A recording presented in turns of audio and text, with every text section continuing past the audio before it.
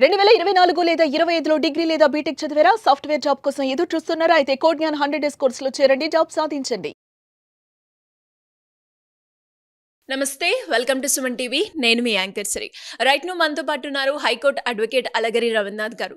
And ఈ మధ్య కాలంలో మనం ఎక్కువగా చూస్తే 498 సెక్షన్ కి సంబంధించి కేసులు విపరీతంగా పెరిగిపోతూ ఉన్నాయి. అండ్ మరి అలా ఎవరైనా కూడా ఇంట్లో అలాంటి సిచ్యువేషన్ మేము చూస్తూ ఉన్నాం. ఫర్దర్గా నా పరిస్థితి కూడా నెక్స్ట్ అదేలా ఉంది అన్నప్పుడు మనం లీగల్ పరంగా ఎలాంటి జాగ్రత్తలు తీసుకోవాలి? సో దీని గురించి మనకి కంప్లీట్ ఇన్ఫర్మేషన్ ఇవ్వడానికి అలగరి రవీంద్రనాథ్ గారు ఉన్నారు. అడిగి తెలుసుకునే ప్రయత్నం చేద్దాం. నమస్కారం సార్. నమస్తే అండి సిరి గారు. సార్, చిన్న చిన్న విషయాలకే డివోర్స్ వరకు వెళ్ళిపోతూ ఉన్నారు. మరి అలా ఎవరైనా కూడా ఇంట్లో వాతావరణం చూస్తే మా ఇద్దరికి తరచుగా గొడవలు అవ్వడం కావచ్చు, లేదు నేను మా ఇంటికి వెళ్ళిపోతాను అని నా భార్య నాతో అనడం కావచ్చు. ఇలాంటివి నేను విన్నప్పుడు సార్, నేను ఫర్దర్గా 498 సెక్షన్కి సంబంధించి కేసులో పడిపోతానేమో అన్న ఆలోచన వస్తుంది. సో ముందు జాగ్రత్తగానే నేను లీగల్ పరంగా ఏమన్నా చర్యలు తీసుకోవచ్చు అంటారా? ఒకవేళ అలా తీసుకోవాలి అంటే ఏ విధంగా ఉంటుంది? Prevention is better than cure. అది మీ ప్రశ్నలో ఉన్నటువంటి మీనింగ్ అని నాకు అర్థమవుతుంది. Prevention is better than cure. ఇటీవల కాలంలో చూస్తున్నాం, చాలా పెళ్లిళ్ళు చేసుకుంటున్నారు. రకరకాల ఆర్భాటాలతో పెళ్లిళ్ళు చేసుకున్న తర్వాత కొద్ది రోజులైన తర్వాత భార్య ఏదో ఒక చిన్న విషయం మీద రకరకాల కారణాలు, నేను ఆ యొక్క వ్యక్తిగత కారణాలు నేను ఇక్కడ డిస్కస్ చేసే పనిలో నేను లేను, కానీ వెళ్ళిన తర్వాత ఎక్కడో భర్తకి లోపల మాత్రం భయం కొట్టుకుంటూ ఉంటుంది. నా భార్య పుట్టింటికి వెళ్ళిపోయింది, లేకపోతే వేరే చోటుకి వెళ్ళిపోయింది, కాబట్టి నాకు ఏదో సందర్భంలో 498 ఆర్ డివిసి సంబంధించి నోటీసులు రావచ్చు, లేదా డివోర్స్ సంబంధించి కూడా నేను ఒక నోటీస్ రిసీవ్ చేసుకోవచ్చు అన్నటువంటి ముందుగానే పసిగట్టినట్లయితే లీగల్గా చట్ట ప్రకారంగా ఏదైనా వెసులుబాటు ఉందా, మనం ఏదైనా అంటే రక్షణాత్మక చర్యలు అంటే ప్రివెన్షన్ చర్యలు ఏమైనా మనం తీసుకోవచ్చా అంటే తప్పనిసరిగా అటువంటి కూడా ఉన్నాయి. అంటే ఇటువంటి పరిస్థితి మనం ముందే పసిగట్టగలిగితే, మన ఇంట్లో ఉన్న వాతావరణం మనకు అనుకూలంగా లేదు, కాస్త ప్రతికూలంగా ఉంది, ఇంట్లో సిచ్యుయేషన్స్ వల్ల బ్యాడ్ కండిషన్స్ వెళ్ళిపోతున్నాయి, నా భార్య తన పుట్టింటికి చెప్ప పెట్టకుండా వెళ్ళిపోతుంది, నా మీద, నా తల్లిదండ్రుల మీద, నా సోదరు మీద, నా సోదరుడి మీద, వీళ్ళందరి మీద తన కేసులు పెట్టే విధంగా ఉన్నట్టుగా ఏదైనా ముందు తెలిస్తే ముందే మనం కాస్త మేలుకుంటాం కదా.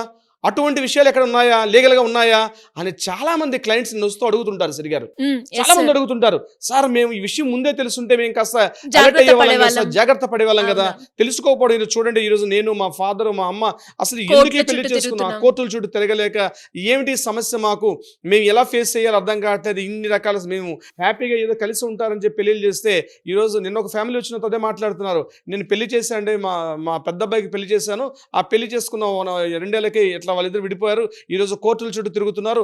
ఈవెన్ మా యొక్క కూతురు అల్లుడు అంటే మా యొక్క కూతురు యొక్క భర్త కూడా ఆ కోర్టు కేసుల్లో నా కోడలు వాళ్ళ మీద కూడా కేసులు పెట్టి కోర్టుకి ఇచ్చి, ఆమె ఎక్కడో సమ్వేర్ అరౌండ్ కామారెడ్డి ఎక్కడ ఉంది, ఈమె ఇక్కడ హైదరాబాద్లో ఉంటుంది, ఇంకా మేము రోజు కోర్టులకి ప్రతి వాయిదాకి పోలేక మేము పూర్తిగా ఎందుకు ఈ పెళ్లి చేస్తామన్న బాధపడుతున్నాం, తప్పించుకునే మార్గం లేకపోతుంది. ఇక రెండో అబ్బాయిని పెళ్లి చేద్దామంటే రెండో అబ్బాయి కూడా పరిస్థితి అదే, నువ్వు పెద్ద అబ్బాయిని పెళ్లి చేసేయాలన్న పరిస్థితి, నాకు ఇంకా పెళ్లి అన్నది వద్దని చెప్పి రెండో అబ్బాయి ఏడుస్తున్నాడని చెప్పి కూడా ఆ తల్లి నా ముందు కన్నీటి పర్యంతం చెప్తుంటే నాకు అనిపించింది, చట్టంలో ఇటువంటి రుసువులు ఉంటాయంటే రిఫర్ చేస్తూ ఉన్నాయండి సిరిగారు.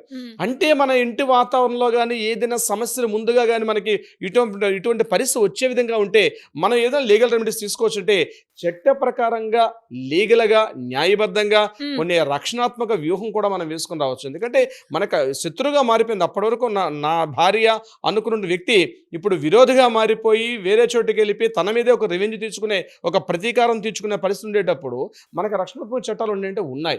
సుప్రీంకోర్టు అనేక సందర్భాల్లో చెప్పింది, ఈరోజు 498 కేసు అనేది పూర్తిగా చాలా వరకు దుర్వినియోగం అవుతుంది. చాలా సందర్భాల్లో కావాలనే భర్త కుటుంబానికి, కుటుంబ సభ్యుల్ని పూర్తిగా పరువు ప్రతిష్టలకి మానసికంగా, శారీరకంగా వేధించే ప్రక్రియ పెట్టుకున్నారని చెప్పి అనేక సందర్భాల్లో కూడా సుప్రీంకోర్టు 2017 ఇచ్చినటువంటి రాజేష్ కుమార్ వర్సెస్ యూపీ కేసులో కూడా చెప్పడం కూడా జరిగింది. సో దీనికి నేను ఒక 4 పాయింట్స్ చెప్తాను శ్రీగారు. ఈ 4 పాయింట్స్ కానీ కరెక్ట్గా కానీ ఫాలో అవ్వగలిగితే తప్పనిసరిగా బిఫోర్ అలర్ట్ ఉండే అవకాశం ఉంటుంది. ఒకటి, భార్య వెళ్ళిపోయింది, 498 ఏ కేసు పెట్టే విధంగా ఆలోచన ఉంటే ముందుగా గుర్తుపెట్టుకోండి, మీ దగ్గర ఉన్న బ్రహ్మాస్త్రం అంటే యాంటిసిపేటరీ బెయిల్. మీరు ముందుగానే ఒక మంచి అడ్వకేట్ సంప్రదించి సో పలానా జరిగిన ఇష్యూ జరిగింది కాబట్టి నాకు నా భార్య పెట్టే విధంగా ఉందని చెప్పి ముందుగానే యాంటిసిపేటరీ బెయిల్ తీసుకునే అవకాశం కూడా ఉంది. ఇదంతా కూడా కంప్లీట్ లీగల్ ఫార్మాట్ లో ఉంటుంది.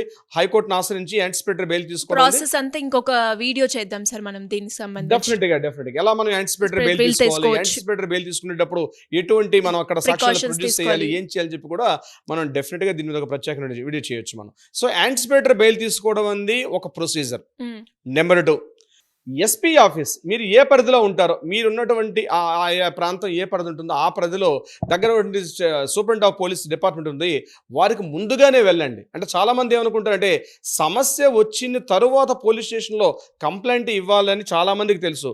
కానీ చాలామందికి తెలియని విషయం ఏంటంటే సమస్యకు ముందే పోలీస్ స్టేషన్కి వెళ్ళి పలానా సమస్య వచ్చే విధంగా ఉంది, పలానా వ్యక్తి వల్ల, పలానా సంస్థ వల్ల, అంటే ఇక్కడ మనం వ్యక్తుల గురించి మాట్లాడుకుంటాం కాబట్టి పలానా వ్యక్తి లేదా పలానా కుటుంబ సభ్యుల వల్ల నేను ఈ సమస్యని ఫేస్ చేయబోతున్నాను కాబట్టి నన్ను ప్రొటెక్ట్ చేయమని చెప్పి ముందుగానే కంప్లైంట్ చేసే అవకాశం కూడా ఉంటుంది. ఇది చాలామందికి తెలియని విషయం, చాలామందికి సరిగారు. సో ముందుగానే మనం సూపరింటెండెంట్ ఆఫ్ పోలీస్కి వెళ్ళి ఈ రకంగా నా భార్య పుట్టింటికి వెళ్ళిపోయింది, నా మీద నా కుటుంబ సభ్యుల మీద రివెంజ్ తీర్చుకోలే, ప్రతీకార ధోరణితో కొన్ని రకాలుగా ప్లాన్ చేస్తున్నారు కాబట్టి ముందుగానే నేను కంప్లైంట్ చేస్తున్నాను, నన్ను ప్రొటెక్ట్ చేయండి అని చెప్పి సూపరింటెండెంట్ ఆఫ్ పోలీస్లో మనం చేయొచ్చు. ఒకవేళ సూపరింటెండెంట్ ఆఫ్ పోలీస్కి వెళ్ళాలంటే అక్కడ చాలా ప్రొసీజర్ ఉంటుంది, మనం కలవాలంటే అక్కడ కుదరట్లేదు అనుకుంటే ఒక రిజిస్టర్డ్ పోస్ట్ చేయండి. మొత్తం మీ వివరాలన్నింటినీ కూడా నోటీస్ చేస్తూ అన్ని కూడా వివరాలని మీరు ఎస్పీ ఆఫీస్కి అడ్రస్ చేస్తూ ఒక స్పీడ్ పోస్ట్లో పంపించండి, ఆ రిజిస్టర్డ్ పోస్ట్లో పంపించండి. ఆ రిజిస్టర్డ్ పోస్ట్లో మీకు అక్నాలజ్మెంట్ పెట్టుకుంటే ఫ్యూచర్లో జరిగే లీగల్ కాన్సిక్వెన్స్ అన్నిటికీ కూడా మీ దగ్గర ఒక ఎవిడెన్స్ ఉండే అవకాశం ఉంటుంది. అంటే మీరు ముందుగానే హెచ్చరిస్తున్నారు, సో ఇలాంటి జరిగే అవకాశం ఉంటుందని చెప్పి ఇదొక మీకు ప్రత్యామ్నాయ మార్గం కూడా ఉంటుంది. ఇక 3వది లీగల్ నోటీస్ పంపించడం కూడా.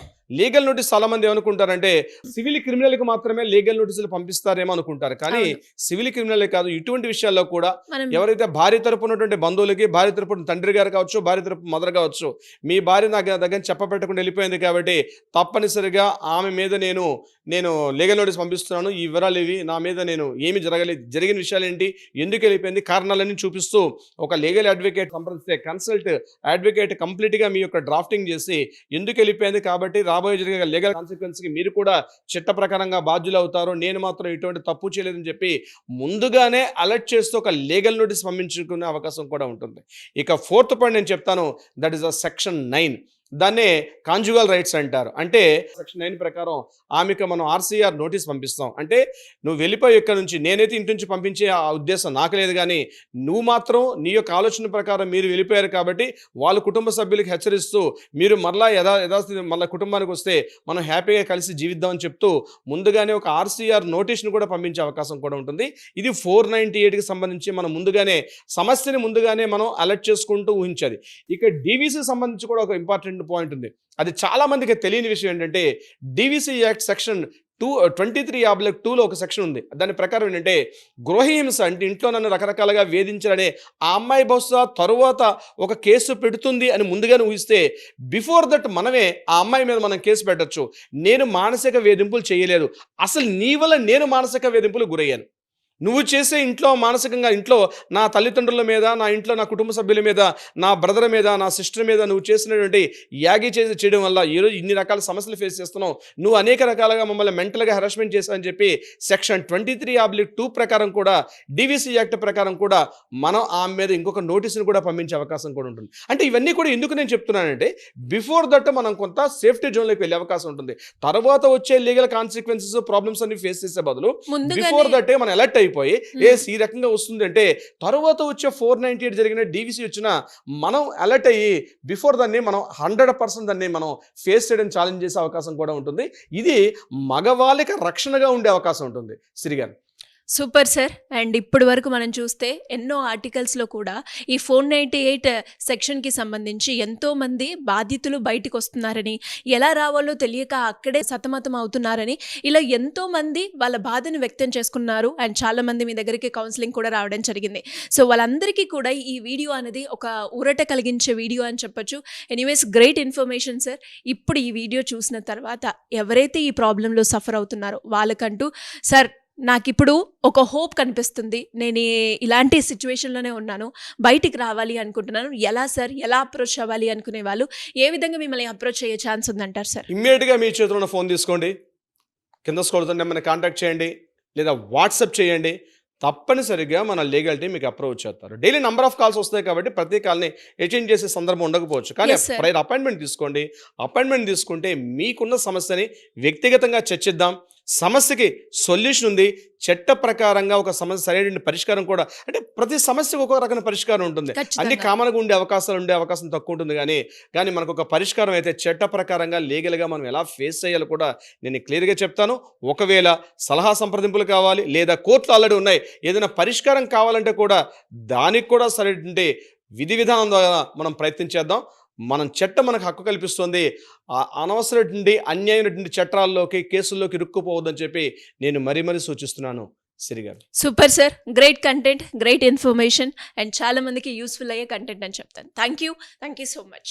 Thank you so much Siri garu. So చూసారు కదా, మరి మీరు కూడా ఈ వీడియో చూసి ఇది సేమ్ నేను ఇక్కడే ఈ సిచ్యువేషన్‌లోనే ఉన్నాను అనుకునే వాళ్ళు ఎవరైనా కావచ్చు, లేదు అంటే లీగల్ పరంగా ఫ్యామిలీ రిలేటెడ్‌గా కావచ్చు, ప్రాపర్టీ రిలేటెడ్‌గా మాకు ఒక అడ్వకేట్ గురించి మేము చూస్తున్నాను అనుకునే వాళ్ళు ఎవరైనా కూడా సింపుల్‌గా కింద స్క్రోల్ అవుతున్న నెంబర్‌ని కనుక మీరు అప్రోచ్ అయితే అలాగే రవీంద్రనాథ్ గారి టీం మిమ్మల్ని అప్రోచ్ అవ్వడం జరుగుతుంది. మీ లీగల్ పరంగా ఎలాంటి చర్యలు తీసుకోవాలి అనడానికి ఒక మంచి గైడెన్స్ అయితే ఇవ్వడం జరుగుతూ ఉంటుంది. Thank you so much.